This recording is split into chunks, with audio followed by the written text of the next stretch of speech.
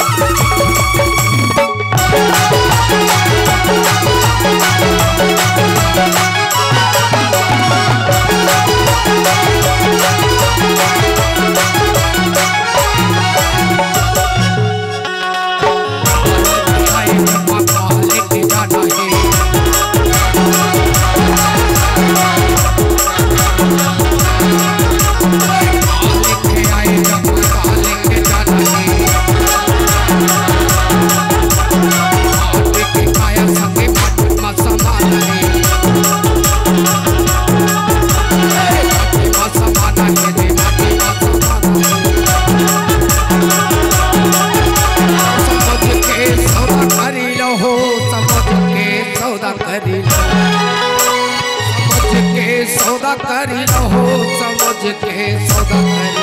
जैसे काया गढ़मा माया के बाजार, जैसे काया गढ़मा माया के बाजार। समझ के सौदा करी, जैसे काया गढ़मा माया के बाजार।